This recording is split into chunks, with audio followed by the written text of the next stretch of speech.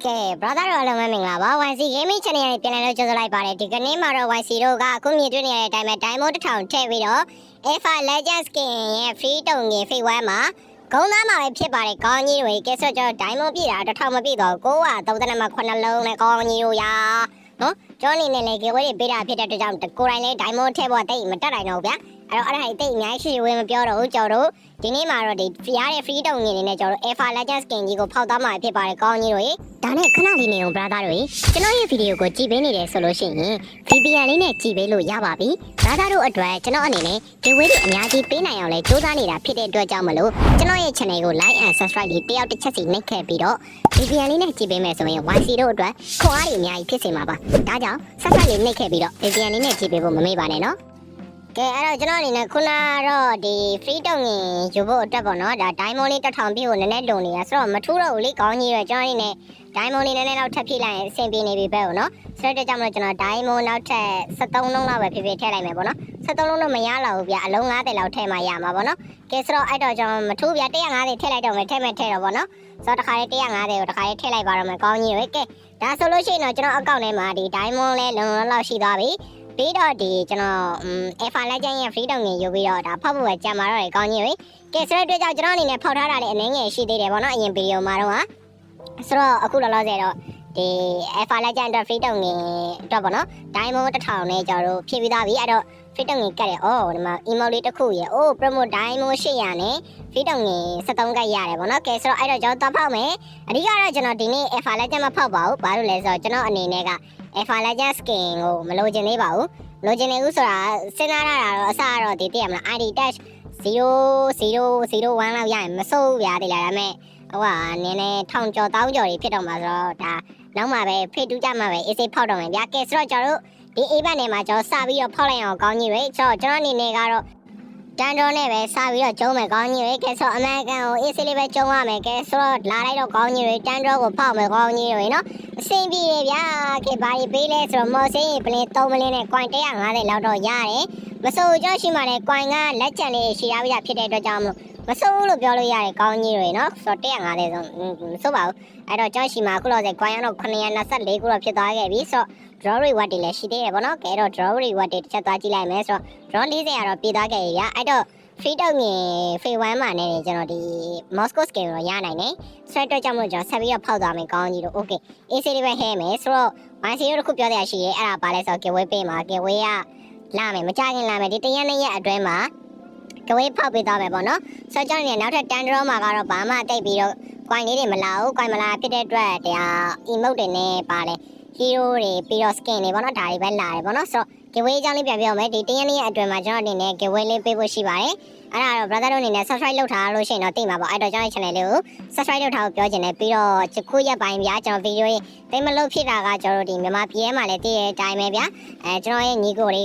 ဘေးဒုက္ခတွေခံစားနေရတယ်ပေါ့နော်အဲ့အချိန်မှာကျွန်တော်က video တင်ဖို့လည်းကျွန်တော်အနေနဲ့စိတ်ထဲမကောင်းဘူးပေါ့နော်အဲ့တော့ brother တို့ကျွန်တော်ပြောချင်တာကတော့ဒီ video တွေကနေခါရပြောမယ်အဲ့ဒါဘာလဲဆိုတော့တကယ်လို့အခုလိုမျိုးဘေးရနေရဖြစ်နေတဲ့ကာလမှာပေါ့နော် brother တို့အနေနဲ့ကိုယ်တိုင်ဘေးကင်းအောင်နေကြပါကိုနဲ့ချက်ရတဲ့သူတွေကိုမိသားစုတွေကိုဆွေမျိုးသားချင်းတွေနဲ့သူတို့ဘေးကင်းအောင်နေဖို့အတွက်ပဲ YC အနေနဲ့ပြောချင်ပါတယ်ကဲဆိုတော့ YC လည်းတကယ်အမှန်တော့စိတ်ထဲမကောင်းဘူးဗျာတိလားဒီနေ့ဒီဗီဒီယိုလောက်ရတာ voice over လုံးနေတာအခုဆိုရင်3မိနစ်နဲ့48စက္ကန့်ရှိပြီဘာလို့လုံးနေမှန်းတော့မသိဘူးတော့ခုတော့ free တုံငင်ထည့်ယူလိုက်တယ်ပေါ့ဗျာနော်ဆိုတော့အားလုံးပဲဘေးကင်းအောင်နေကြပါကျွန်တော်တို့မြန်မာပြည်ရတည်တဲ့အတိုင်းပဲ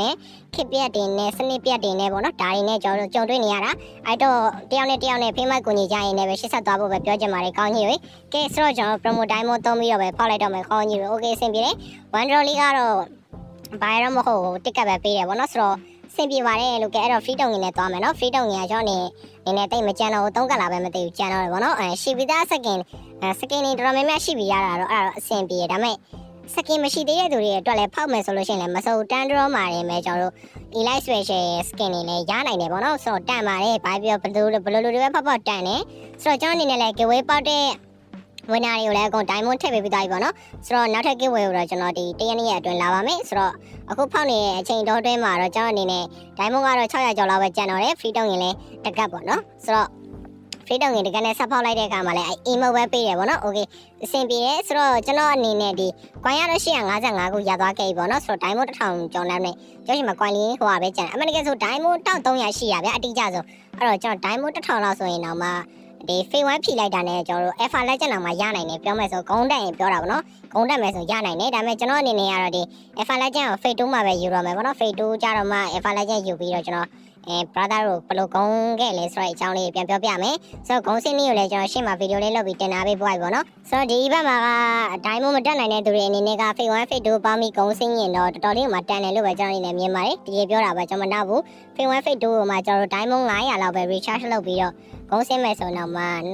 phase 1 phase 2နှစ်ခါပေါင်းမှကျွန်တော်တို့အနည်းဆုံး diamond 1000ဗျာအဲ့1000လဲဆိုရင်တော့ကျွန်တော်တို့တော်တော်လေးကိုမှအနည်းဆုံး6 stand all star လောက်ကတော့တေးကြတယ်ဗျာနော်စတန်နဲ့အော်စာလောက်ကတော့တေးကြတယ်ကဲဆိုတော့ကျွန်တော်အနေနဲ့ Wisco ကတော့အမှတ်900လောက်တော့ရှိသွားပြီအမှတ်950ပြင်ရင်တော့Stan Squad တွေနဲ့အမှတ်100 1000ပေါ့နော်1000ပြင်တော့ Lucky Box တွေ Quality တွေပါမယ်ပေါ့နော်ကဲဆိုတော့ကျွန်တော်အနေနဲ့ကတော့ကြံတဲ့လောက် Diamond လေးနဲ့ပဲဆက်ဖောက်လိုက်တော့မယ်ကောင်းကြီးတွေနော်ဆိုတော့ကျွန်တော်ရှေ့ကပြောခဲ့သလိုပဲ brother တို့လည်းဒီခုဗီဒီယိုကြည့်နေတဲ့တဲမှာငလျင်ဘေးတန်ကိုခံစားရနေတဲ့ညီကိုတွေပါလို့ရှိရင်ပေါ့နော်အားလုံးပဲပေကင်းအောင်နေကြပါကိုချစ်ရတဲ့သူတွေကိုယ့်ရဲ့မိသားစုတွေနဲ့အတူတူပေကင်းအောင်နေကြဖို့အတွက်ပဲကျွန်တော်အနေနဲ့မှာချင်ပါတယ်ဗျာကဲဆိုတော့ဒါပဲကျွန်တော်အနေနဲ့ဒီနေ့တကယ်ပြောတာဝါစီတို့ဒီနေ့ဗီဒီယိုတင်ရတယ်နဲ့စိတ်ထဲမှာတိတ်မကောင်းဗျာသိလားနော်ဆိုတော့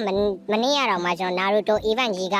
ဟွာဖြစ်ပြီးသားလုပ်ပြီးသားဖြစ်နေလို့ကျွန်တော်အနေနဲ့တင်လိုက်တာပေါ့နော်အမှန်တကယ်ဆိုကျွန်တော်ဗီဒီယိုတွေတင်ဖို့လုံးဝခွန်အားကိုမရှိရပါဆိုကိုယ့်မြန်မာပြည်သူပြည်သားချင်းဗျာသိရမလားဒီလိုမျိုးကြီးဖြစ်နေတော့ကျွန်တော်လည်းပဲပြောမလဲခေါင်းကြီးရရနောက်ဆိုဒီရဲ့ time ပဲကဲခုလောစေရတော့ကျွန်တော် Moscow All Star ရနေပြီပေါ့နော်ဆိုတော့Moscow နဲ့ Hanabi အဓိကကတော့ကျွန်တော် Diamond ကကျွန်တော်ကြံနေရတော့ promo Diamond လေးကုန်အောင်ဆက်လက်လိုက်မယ်ခေါင်းကြီးတွေနော်ဆိုတော့အခုလောလောဆယ်ကျွန်တော်တကယ်ပြောတာတကယ်ပြောတာတကယ်စိတ်ထဲမကောင်းဝိုင်းစီရောမန်တိုင်းပြောမယ်ဆိုဒီနေ့ဗီဒီယိုတင်ပြမလားမတင်ပြမလားတော့မသိသေးဘူး brother တို့ကဒီဗီဒီယိုကကျွန်တော်လောက်ထားတာပဲရှိတာဒီဗီဒီယို brother တို့ဘယ်နေ့မှမြင်ရမလဲဆိုတော့မပြောတတ်သေးဘူးပေါ့နော်ကဲဆိုတော့အခုလောလောဆယ်ကကျွန်တော်ဒီမှာ Wisco က600နဲ့မှ48ခုရှိသွားပြီပေါ့နော်ဆိုတော့ဆက်ပြီးတော့ဖောက်လို့တော့အစင်တော့မပြေဘူးအော်ဒီမှာကားမောင်းနေတော့လှုပ်သွားတာကြီး note လည်းတက်လာကုန်brother တကယ်တရားဒါတော့ကျွန်တော်ထိုင်းနိုင်ငံပေါ့နော်အဲ့လိုမျိုးကျွန်တော်တော့ထိုင်းနိုင်ငံမှာဆိုတော့နည်းနည်းဘေးကင်းတယ်ဒါပေမဲ့ထိုင်းနိုင်ငံမှာလည်းကိုယ့်ရဲ့မြန်မာလူမျိုးတွေအဲ့လိုမျိုးခံစားနေရတွေ့တော့ကျွန်တော်လည်းတကယ်မပြောပါဘူးပြီးတော့မြန်မာပြည်ထဲမှာကျွန်တော်တန်ဖိုးကြီးဖျားစီတွေပြီးတော့အထင်ကြီးကနေရတော်တော်များများလည်းပျက်စီးသွားတယ်ဗျာတကယ်ပြောတာစိတ်ထဲကိုတကယ်မကောင်းဘူးနော်ကဲဆိုတော့ Diamond အနေနဲ့လည်း382ခုပဲကျန်တော့တယ်အဲ့ Diamond 382ခုနဲ့ကျွန်တော်အနေနဲ့ထပ်တော့မဖောက်တော့ဘူးအဲ့တော့ Diamond 1000လောက်နဲ့ပဲကျွန်တော်အနေနဲ့ရသွားခဲ့တယ်ပေါ့နော်ဆိုတော့ကျွန်တော်Moscow ရဲ့ Ultra Skin လေးကိုပဲလဲလိုက်ပါတော့မယ်ဆိုတော့ skin ကတော့ brother တို့အခုမြင်တွေ့နေရတဲ့အတိုင်းပဲမင်းနဲ့ကောင်မွေးချင်းမွေးမှာမင်းနဲ့ကောင်ပေါ့နော်အဲ့လိုမျိုးလေးလာတယ်လှန်လေးနဲ့လာတယ်ပေါ့နော်ပြီးသွားရင်တော့တော်တော်လေးမှလာပါတယ်ဆိုတော့ကျွန်တော်အနေနဲ့တကယ်လေးသဘောကျပါတယ်ဆိုတော့တချို့ကတော့ Hanabi ယူကြတယ်ပေါ့နော် Hanabi နဲ့ Moscow ကပြောမယ်ဆိုတော့ဒီကောင်ကနည်းနည်းလေးပိုလာတယ်ဒါပေမဲ့ Hanabi ကကျတော့ gameplay ရာကြီးအကြိုက်ဖြစ်မယ်လို့ထင်တယ် Moscow ကကျတော့သိရမလားကြရယောက်ျားသားကြီးကိုင်နေ hero လို့ skin ပေါ့နော် skin ပုံစံတိုက်သွားတယ်ဗျာဒါမဲ့နှစ်ခုလုံးကတော့လာတယ် Alpha Legend ကိုတော့ကျွန်တော်အနေနဲ့ဒီ Phase 2ကြလို့ရှိရင်တော့ brother တို့ဖောက်ပြပေးသွားမှာပဲအခုလောလောဆယ်ကတော့ကျွန်တော်တို့ခုနမှအသေးဖောက်ထားတဲ့ Moscow ရဲ့ Ultra Skin နဲ့ engage animation effect တွေတစ်ချက် show ကြည့်မယ်ပေါ့နော်display animation effect တွေက brother တို့အခုမြင်တွေ့နေရတဲ့အတိုင်းပဲအခုရဲ့ Moscow Skin ကမလာတာမဟုတ်တာတယ်ဒါပေမဲ့ record ထောက်လိုက်ရင်တစ်ချက်ကအဲ့လေပုံမြောက်တက်သွားတာတစ်ချက်ပဲဒီလားကျန်တာတော့အကုန်လုံးအဆင်ပြေပါတယ်သူကလေးနဲ့သူ AC လေးပုံမှန်တော်တော်လေးပဲလာတယ်ဘာလို့ဆိုပေးရတဲ့စီးနဲ့တကယ်လေးမှတန်တယ်ဗျာဒီအဲ့တခုပဲအဲ့ကျွန်တော်ပြောသလိုပေါ့ record ထောက်လိုက်လို့ရှိရင်လေပုံမြောက်တက်သွားတာရတိတ်ပြီးတော့ကြည့်လို့ရှုလို့တော့တိတ်ပြီးတော့လှမနေကောင်းကြီးတော့ဘာပြော scale animation effect တွေကတော့တည့်ရဲ့အတိုင်းပဲMoscow လို attack speed ပါတယ် hero တစ်ကောင်ဗျာတည့်ရမလားအယောင်တွေကလုံးဝလက်ထနေတဲ့ပုံစံမျိုးနဲ့ဆိုတော်တော်လေးကမှကျွန်တော်အနေနဲ့သဘောကျတယ် scale 1 blend spell တွေဘာညာသုံးလိုက်ရင်လည်းသူ့အနေနဲ့ထွက်လာတဲ့အယောင်လေးတွေကတော်တော်လေးကမှလှပါတယ်ခေဆိုတော့ Y0 ရဲ့ဒီနေ့ဒီဗီဒီယိုလေးကတော့ဒီလောက်ပါပဲဗီဒီယိုလေးကိုအဆုံးအထိလိုက်ကြည့်ပေးကြလို့ brother တို့အားလုံးကျေးဇူးအများကြီးတင်ပါတယ်ဆိုတော့ကျွန်တော်ရဲ့နောက်ဆုံးမှာခြင်းတာကတော့အားလုံးပဲဘေးကင်းအောင်နေကြပါဗျာ